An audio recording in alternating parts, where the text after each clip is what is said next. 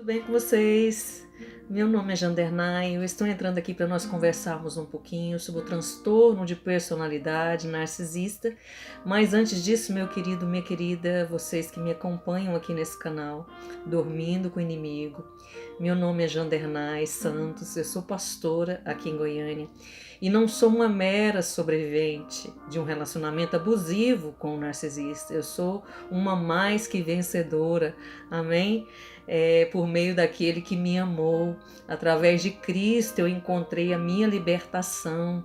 Eu tive a possibilidade de sair ali da escravidão que eu vivia dentro desse relacionamento abusivo, né? Mas muitos de nós saímos dos relacionamentos abusivos, saímos da escravidão, mas a nossa mente continua cativa, continua com pensamentos de pessoas escravas.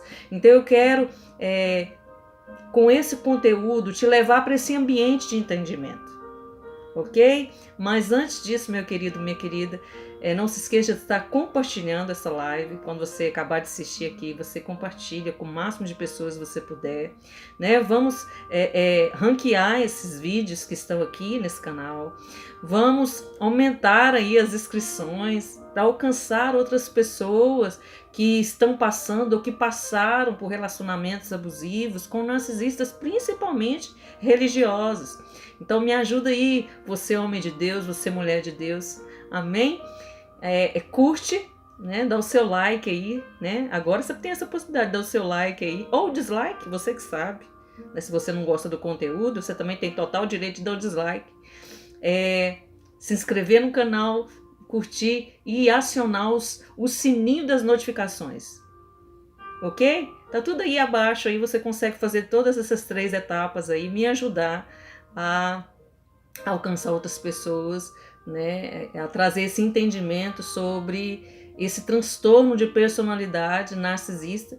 E hoje nós vemos aí que há uma epidemia, né, de narcisista no mundo, né? Eu penso de forma macro, né? Eu penso que essa história está sendo contada a respeito de narcisismo desde o Éden e ela vai terminar lá em Apocalipse. Amém? Ela começa em Gênesis e ela termina em Apocalipse, a história dos narcisistas. Então, no decorrer de toda a história da humanidade, nós temos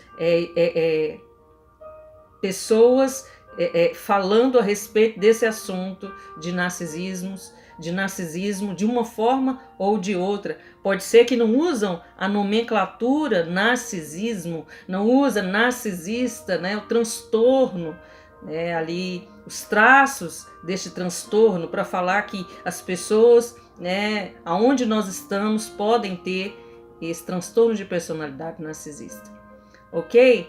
Então vamos lá para o conteúdo de hoje. Hoje eu fiz uma pergunta, essa semana eu fiz uma pergunta para Jesus, né? Porque a gente fica assim muito confusa, né? E eu tô falando aqui de experiência própria. Eu tenho mais de 20 anos de cristã e tenho buscado amadurecer no Senhor e buscado a graça, né? E o conhecimento de Deus. E Deus me permitiu que eu passasse por esse relacionamento abusivo, mas eu tenho aprendido muito, sabe? Principalmente com a pessoa do Espírito Santo. E eu questionei o Espírito Santo, perguntando para o Espírito Santo, mas como é que tem tantas pessoas dentro da igreja que são narcisistas e elas oram? Elas pregam, elas falam de Jesus. Como é que isso acontece? Como é que existe essa possibilidade, né, dessa pessoa usar a palavra, né, e se esconder ali atrás da Bíblia, se esconder atrás do sagrado, né, e muitas das vezes ainda ser usado por Deus, né? Eu tive muitas experiências, inclusive com a pessoa que eu me relacionava, né, um conhecimento da Bíblia, orava, buscava, né, e eu fiquei sem entender, e eu falei, Jesus, mas como é que isso acontece, né? E eles fazem tudo isso aí e mentem, enganam, né? Defraudam, manipulam e traem e continuam, Senhor. Aí o Senhor, né, como sempre, o Espírito Santo, né, essa pessoa maravilhosa que caminha com a gente aí, que nos responde, né, os nossos questionamentos a respeito da palavra de Deus. Ele que faz esse papel de nos revelar o Pai, né, de mostrar o Pai, de se revelar através das Escrituras Sagradas. E eu perguntei para o Espírito Santo, e o Espírito Santo me respondeu que eles são religiosos fariseus, né? Que o religioso, na época de Jesus, fazia todas essas coisas, orava, buscava, né? Usava ali os costumes, as tradições, né? Cumpriam à risca a lei de Moisés, mas porém foram os mesmos que falaram: solta Barrabás, né? E prende, crucifica Jesus. Então eles têm essa possibilidade. Se a pessoa não obedece, se a pessoa fala contra, se opõe, né, à hipocrisia do narcisista religioso fariseu, ele faz como fez com Jesus, né? Manda prender e manda matar. Na realidade não queria que Jesus fosse preso, queria que Jesus fosse morto, né? Queria acabar com a vida de Jesus. Então Jesus era a verdade, Jesus é a verdade, né? E quando nós vamos diante desses narcisistas religiosos, fariseus, eles ficam irados, né? E eles chegam ao ponto de querer realmente nos destruir. Então, para a gente entender bem isso, né, nós precisamos entender lá do princípio. Como é que acontece esse relacionamento, né? Então os narcisistas, como o Espírito Santo me falou, eles são meros religiosos. Né? O que significa a palavra religiosidade? É um comportamento, são códigos, são crenças que podem ser usadas para o bem e podem ser usadas para o mal. Então, essa pessoa religiosa assume o papel, né, e colocando, como os fariseus, a palavra, né, a lei de Moisés acima até mesmo de Jesus, que era o verbo que se fez carne e habitou entre nós. Então, eles viram Jesus fazer sinais, as manifestações de Jesus através dos sinais, que Jesus cumpriu a lei, mas mesmo assim, eles não aceitaram Jesus, né, como Deus, porque estavam esperando, né, alguém parecido com eles.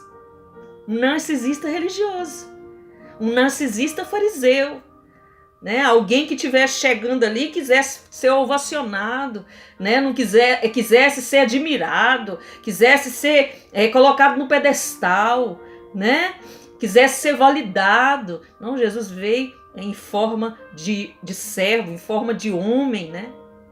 Começa ali como um zigoto na barriga de Maria, né? E cresce como criança, filha ali de Maria, com um carpinteiro, né? Jesus simples, Jesus vivia uma vida simples, em toda a sua infância, na sua juventude e na sua vida, no seu ministério, os 33 anos, que a partir dos 33 anos que ele começou ali a manifestar, a fazer as obras que o Pai tinha mandado ele fazer. Então, o fariseu religioso, né, ele se levanta, ele se opõe contra tudo aquilo que fala a respeito de verdade, de pureza, de amor, de empatia, de se colocar no lugar do próximo, de ter humildade, porque o narcisista ele não tem nada de humildade, né? O ego dele é lá em cima. Né? Ele quer chegar nos lugares e ele quer ser ovacionado, ele quer ser amado, ele quer ser exaltado. E muito pelo contrário a respeito de Jesus, né? Jesus veio para servir, né? Ele falou isso quando ele lavou os pés dos discípulos, e que ele tinha vindo para servir, né? O narcisista ele não gosta de servir, ele não consegue, né? O religioso ele não consegue servir, ele não consegue aceitar Jesus no coração dele, porque tudo que fala a respeito de Jesus é contrário àquilo que um narcisista religioso fariseu vive no seu dia a dia. Então, quando eu fiz essa pergunta para Jesus, né, para o Espírito Santo, ele me respondeu, porque a pessoa que me relacionava era um pastor. Ele estava nessa posição. E se você for ler todos os evangelhos, em todos eles Jesus estava, e todos eles os fariseus estavam, né? Que era aquele grupo religioso, né, muito importante que havia ali no meio dos judeus, que tinham funções elevadas e importantes no templo, né, e que eram responsáveis, presta atenção, pelo desenvolvimento da fé do povo de Israel.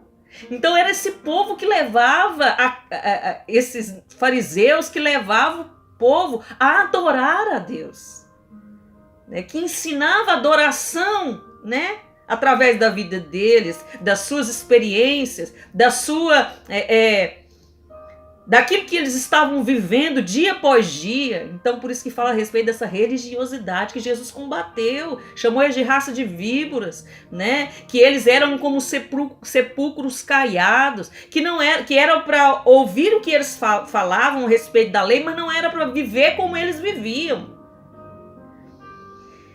Então, esses narcisistas religiosos estão no nosso meio. De repente você conhece, né? É um pastor, é um líder do louvor, né? Uma irmã que caminha com você aí na igreja, que é líder da oração, né? É aquele cara que chegou aí na igreja aí todo com aquele ternão, com aquela gravata, né? Se empoderando todo e mostrando que através do que ele está vestindo, ele é um homem de Deus, né? Como eles faziam. Eles aumentavam ali os filactérios das suas vestes para se mostrarem ali, né?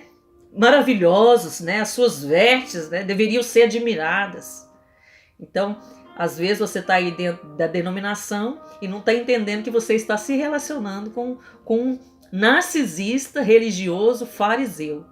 Então, lá em Lucas 18, verso 10 ao 14, fala a respeito disso, né, que eles gostam de se aparecer. E uma coisa que eles gostavam muito de fazer era de orar, né? Então, foi essa a minha pergunta para Deus. Mas eles oram, Jesus. Eles oram, né? Eles buscam. Eu não sei quem eles estão buscando, né? Mas eles buscam.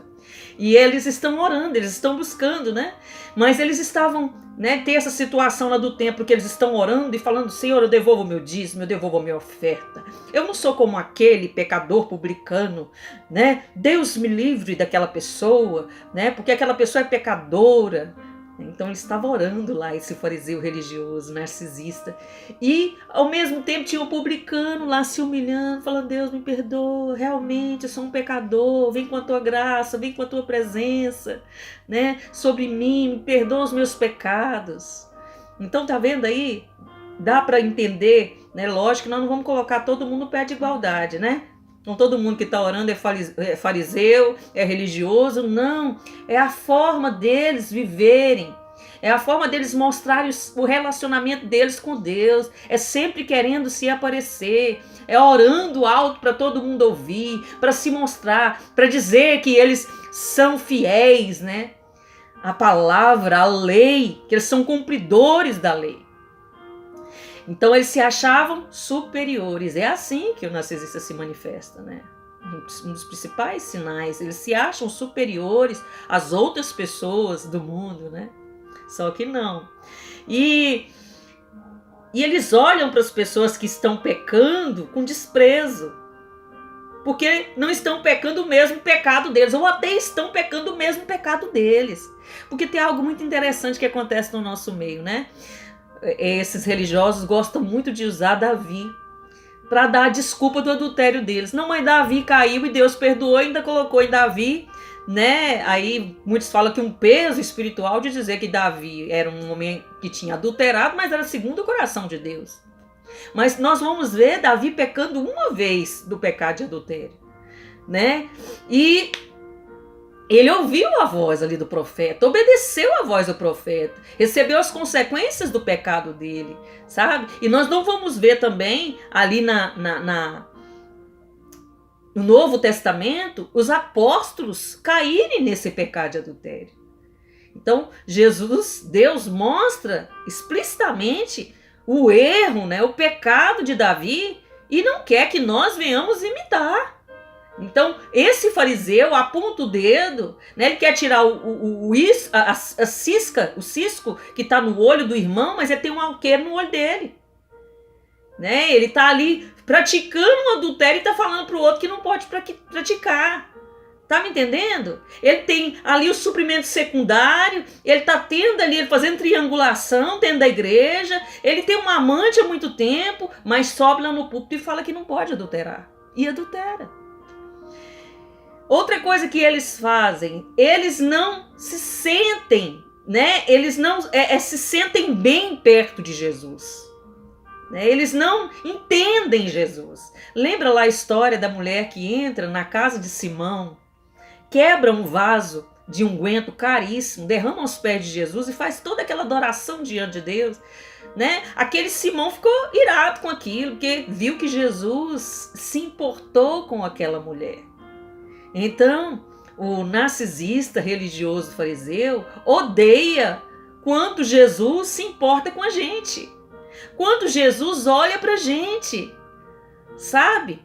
Então, eles querem impor as regras, eles querem dominar Deus através até mesmo da oração deles, sabe? Não, eu vou orar a Deus, né? Eu vou falar com Deus. Você está errado, ainda vai usar o nome de Deus na oração, né? Deus quebranta o coração de fulana, porque é ela que precisa mudar. Deus quebranta o coração de ciclano, porque é ele que precisa mudar.